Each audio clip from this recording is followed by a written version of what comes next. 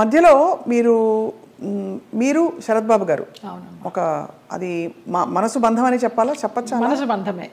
నేను బాగా అనుకున్నాను, ఆయన కొంచెం అనుకుని వదిలేశారు. ఇప్పుడు ఆయన ఉన్నా కూడా చెప్పేదాన్నేమో, లేరు కాబట్టి ఇంకా ఫ్రాంక్గా చెప్తాను. ఆయనతోనే యాత్రలన్నీ చేశాను. మహానుభావుడు, దేవుడు నాకు ఒక గైడ్ని పంపించాడు అనుకున్నాను, లేకపోతే నేను అన్ని యాత్రలు చేసేదాన్ని. చాలా చాలా మంచి వ్యక్తి, అందులో ఏమీ సందేహం లేదు. ఒకరు రూపాయి తినరు, ఒకరికి పెట్టరు.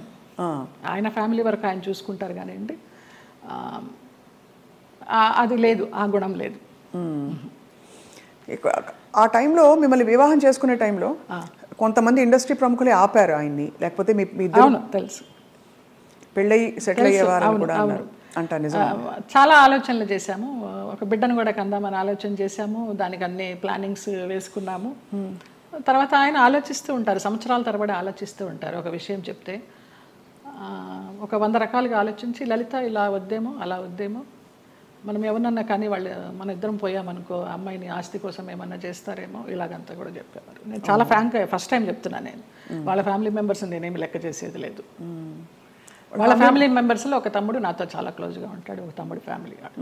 ఇప్పుడు కూడా వారి అబ్బాయి మీతో టచ్లో ఉన్నారు ఉన్నాడు అని అంటారు. అంటే పిల్లలాగానే. ఎక్కడ మిమ్మల్ని ఒక శత్రువుగా చూడలేదు కుటుంబానికి? లేదు లేదు, కుటుంబానికంటే వారి కుటుంబానికి. వారి కుటుంబంలో ఎవరికి నేను పెద్ద తెలీదు, మా మధ్య ఏం జరిగిందని కూడా ఎవరికి తెలియదు, ఈ తమ్ముడు గారి ఫ్యామిలీకి తప్పించి. వాళ్ళకు కూడా అంతంతే పైపైనే, నాకు ఆయనకి పరిచయం ఉందనే తప్పించి కొంచెం డీప్గా వెళ్ళామనేది తెలియదు. మీరు రమాప్రభ గారితో చాలా క్లోజ్ కదా ఒక టైంలో. రమాప్రభ గారు శరత్ బాబు గారిని చాలా విమర్శించేవారు, చాలా ఇంటర్వ్యూలో బహిరంగంగా తిట్టారు. ఎందుకు మీ దృష్టిలో ఎందుకు ఇంత మంచి వ్యక్తి అని మీరు చెప్తున్నారు? మీ మనసుతో చూస్తే అవును కదా, కరెక్ట్ అనిపిస్తుంది. ఎందుకంటే మీరు ఎవరిని అసలు మిమ్మల్ని హాని చేసిన వాళ్ళనే మీరు జడ్జి చేయని వ్యక్తి. అలాంటిది అసలు అంటే మనం ఒకవైపునే విని చెప్పలేము కదా, మరి జడ్జ్ చేయలేము కదా. మరి అప్పుడు వాళ్ళిద్దరు కలిసి ఉన్న పరిస్థితుల్లో ఏం జరిగిందో అది నేను కూడా చెప్పలేను. కానీ నా వరకు ఆయన చాలా మంచి వ్యక్తి, చాలా మంచి వ్యక్తి. ఏ విషయంలో మీకు నమ్మకం కలిగింది? ఫర్ ఎగ్జాంపుల్, అంటే మీరు చూసిన అనుభవాల్ని బట్టి మనని ఇతను హింసించడు, మన డబ్బులు తీసుకోడు, లేదు వేరే విధంగా వేధించడు, కంట్రోల్ చేయడు, ఇలా రకరకాల కేటగిరీల్లో మనం తిన్న దెబ్బల్ని బట్టి ఆ విషయంలో మనకు నమ్మకం కలుగుతుంది. ఏ విషయంలో మీకు ఒక భరోసా కలిగింది ఆయన? నాకు తెలియదు, నా అంతటి నేనే మామూలుగా బాబా బాబా అని పిలిచేదాన్ని, వెళ్ళేదాన్ని. రమాప్రభ గారి కోసం అక్కకి ఏమన్నా చేయండి బాబా అనేదాన్ని. అక్కకి చాలా చేశానమ్మా, ఇంకా నేను చేయాల్సింది ఏమీ లేదు అనేసి అనేవారు. అలాగా నేను ఈ గుళ్ళు వెళ్తాను, ఆ గుళ్ళు వెళ్తాను, ఈ పురాణాలు చదువుతానంటే ఆయన దగ్గర కూర్చుంటే గంటలు గంటలు అలాగా టైం పాస్ అయిపోయేది. అప్పుడు నేను ఒక ఆడదాన్ని అనే అభ్యంతరం లేకపోతే మీ వెంట తీసుకెళ్ళడానికి, మీరు యాత్రలకు వెళ్ళినప్పుడు నాకు చెప్పండి బాబా, నేను వస్తాను అనేదాన్ని. అలాగా మా యాత్ర సాగిందనమాట. అట్లా ఇంకా ఆయన లలిత లలిత అని పిలవడము, క్లోజ్ అయినామని చెప్పాలి. దాదాపు మీకు అంటే గృహస్థాశ్రమం లేకపోయినా వానప్రస్థాశ్రమం లాంటిది తొందరగా ఫాస్ట్ ఫార్వర్డ్ మోడ్లో కర్మలు అయిపోతాయి చూడండి. ఇప్పుడు మనం అనుభవించడానికి వచ్చిన కర్మలు అయిపోవాలంటారు కదా, అలా మీకు ఏదో రాసి పెట్టినట్టు మీరు దాన్ని అటాచ్ అయ్యారు, మళ్ళీ డిటాచ్ అయిపోయారు. అవును, ఆయన ఒక విషయంలో బాధపడుతున్నప్పుడు చిట్టిబాబు గారు వాళ్ళే చెప్పారు, పోనీలే నీకు భగవంతుడు ఆయన్ని గైడ్ కింద పంపించాడు నువ్వు యాత్రలు చేయడానికి. ఆయన పోయినప్పుడు బాధపడితే మంచి వ్యక్తి వెళ్ళిపోయారు అనేసి అన్నారు. ఇంకా అప్పటితో ఆ ఆలోచన కూడా లేదు. ఇంకా వెళ్ళాను, హాస్పిటల్కి వెళ్ళేదాన్ని, చూసేదాన్ని, అసలు మన సృహలోనే లేరు. లాస్ట్ ఇయర్ February 14th నాడు, వ్యాలంటైన్స్ డే నాడు హాస్పిటలైజ్డ్ అయిన మనిషి May 21st నాడు పోయినారు. చూడలేకపోయారు కదా? చూడలేకపోయిన వాళ్ళం. బావా బావా అని పిలిచేదాన్ని, అయ్యప్ప అని పిలిచేదాన్ని ఆయన్ని. ఆయన ఆధ్వర్యంలో ఇరుముడి కట్టుకుని నేను మండలం రోజులు అయ్యప్ప దీక్ష చేసి అయ్యప్పకే వెళ్ళాను. ఆయనతో వెళ్ళాలనుకున్నాను కానీ వెళ్ళలేకపోయినాను, నేను విడిగా వెళ్ళాను. అప్పుడు నేను ఇరుముడి కట్టుకునేటప్పుడు ఆయనే చెప్పారు నాకు మంత్రాలన్నీ. అట్లా అయ్యప్ప అని నా ఫోన్లో కూడా తత్వమసి అని ఫీడ్ అయి ఉంటుంది ఆయన పేరు, అయ్యప్ప తత్వమసి. అంటే ఎంత మీరు మనసులో ఆయనకి చాలా చాలా ఆరాధించాను, ఆయనకి సేవ చేసుకుంటూ అలా ఉండిపోవాలనుకున్నాను. బట్ భగవంతుడి పడనిలా లేదు, రుణం లేదు. అది అంతేనండి, బంధాలు బంధాలు అంతేనా? మరి అంతే అనుకోవాలి. రుణం ఉన్నంత వరకు మనం కలిసి ఉంటాం, తర్వాత అంతే. కూడబెట్టిన పుట్టిన వాళ్ళు మన బిడ్డలే. అలాంటప్పుడు ఇంకా బయట నుంచి ఎక్కడో వచ్చిన వాళ్ళు ఆ రుణం ఉన్నంత వరకే ఉంటారు. అది రుణాన్ని బంధ రూపేణ పశుపత్ని సుతాలయ. సో మరి ఉన్నంతకాలం కష్టపడి ఉంటే దాన్ని ఎలా చూడాలి? రుణం ఉంది కాబట్టి నాకు ఈ కష్టాలు పెట్టాడు, కష్టాలు పడదాం అనుకోవాలా, లేకపోతే అంతే పడాలి. కష్టాలని భరించే శక్తిని ఇవ్వమని కోరుకుంటా నేను. నువ్వు కష్టాలను ఇచ్చావు, భరించే శక్తి నువ్వు, అదే కోరుకుంటా ఎప్పుడు.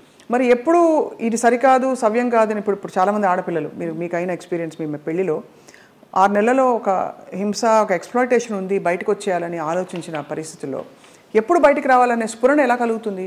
బికాజ్ భరిస్తాం, సర్దుకుంటాయన్న హోప్ ఉంటుంది. ఆ స్ఫురణ ఏం చెప్పిన మాట వినాలని మీ గైడెన్స్ అడుగుతున్నాం. మీరు డైరెక్ట్గా పడ్డ వ్యక్తి కాబట్టి మీకు అర్థమైంది కదా ప్రశ్న. అది మన రాతలో ఉంటుంది, ఏదో అదృశ్యవాణి చెప్తుంది మనకి, భరించావు చాలు, ఇంకా ఇది చెయ్యి అని గైడెన్స్ వచ్చేస్తుంది అని. నాకు బ్లైండ్గా వెళ్తాను నేను, అంతే. అంతే, అంత డీప్గా వెళ్ళి నాలెడ్జబుల్గా చెప్పాలంటే నాకు తెలియదు, కానీ అనిపిస్తుంది, మనకే అనిపిస్తుంది. ఇంకా ఆ టైం అయిపోతుందని అనిపించినప్పుడు అది ఆటోమేటిక్గా వస్తుందని నేను అనుకుంటున్నాను. ఎంత ఇవాల్వ్ అయ్యారు మీరు స్పిరిచువల్గా, ఎన్ని కష్టాలు పడినా కూడా ఎంత పరిణితి తెచ్చుకున్నారు మీరు, అంటే జీవిత ప్రయాణంలో.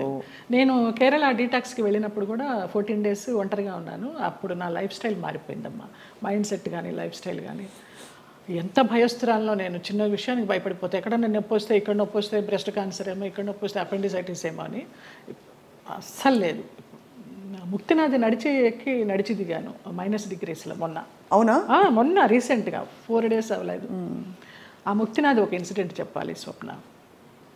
ఒక ఆవిడ కటక్ నుంచి వచ్చారు, జ్యోత్స్నారావు అనేసి, ఒరిస్సా ఆవిడ కాదులే, ఒరిస్సాలో జాబ్ చేసేవారు, కాకినాడ ఆవిడ, బ్రాహ్మణ ఆవిడ.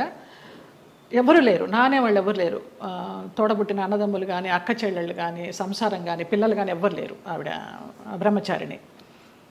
ఆవిడ వచ్చి నాకు ఎవరు లేరు 3 రోజులు ప్రయాణం చేశారు మాతోటి. 11th నాడు బయలుదేరాము ఇక్కడి నుంచి, 12th, 13th నాడు ముక్తినాథ్ తీసుకెళ్లారు. అలాగే డోలీలో ఎక్కించి వెళ్ళారు. ఆవిడకి ఏదో హై బ్లడ్ బీపీనో షుగర్ ఏదో ఉంది. అన్నం తినాలనిపించక మాత్రలు వేసేసుకుంటున్నారు. తర్వాత ఆ ముక్తినాథ్లో జామ్సంలో మేము స్టే చేసినప్పుడు వెన్ను వణికించే చలి, అక్కడ హీటర్స్ ఉండవు, హీటర్స్ పెడితే ఆక్సిజన్ అందదంట, హై ఆల్టిట్యూడ్ అనమాట. అక్కడ ఆ రోజు నరకం అనుభవించాము అందరం, 80 members గ్రూప్ మేము. Sai Krishna tours and travels అని సాయిరామ్ గారు, ప్రసన్న గారు, వైఫ్ అండ్ హస్బెండ్, ఆది దంపతులు. నిజంగా 2009 నుంచి వాళ్ళు ట్రావెల్ చేస్తున్నారు. ప్రతి ఒక్క గ్రూప్తో ట్రావెల్ చేస్తారు. ఇంకా నేను లైఫ్ జర్నీ అంతా వాళ్ళతోనే యాత్రలు కంటిన్యూ చేయాలని వాళ్ళతో చెప్పి కూడా వచ్చా కన్ఫర్మేషన్. ఆవిడ ముక్తినాథ్ని దర్శించుకొని, సాయిరామ్ గారు మేము వెళ్ళే రోజు ముందర రోజు నైట్ హోటల్లో డిన్నర్కి గ్యాదర్ అయినప్పుడు చెప్తారు, అమ్మ ఇలా ఉంటుంది అక్కడ సిచ్యువేషను, స్నానాలు చేయకండి, 108 జలధారలు ఉంటాయి, స్నానాలు చేయకండి, -degrees ఉంటాయి, నెత్తి నీళ్లు చల్లుకుంటే చాలు, మనకి ముక్తినాథుడి దర్శనం కావాలి, మీరు ఆయన్ని చూడడం కాదు ముఖ్యం, ఆయన మిమ్మల్ని చూడడం ముఖ్యమని చాలా చక్కగా వివరించి ఆవిడని అడిగారు, అమ్మ మీ పరిస్థితి ఇలా ఉంది, వస్తారా, రాలేకపోతే రూమ్లో ఉండండి, భోజనం ఏర్పాట్లన్నీ చేసి మీకు ఒక మనిషిని పెట్టి నేను వెళ్తాను. లేదు సాయిరామ్, నాకు ఆ ముక్తినాథుడిని చూడాలి, నా ఒకే ఒక కోరిక అన్నారమ్మ. వచ్చారు, ముక్తినాథుడిని చూశారు.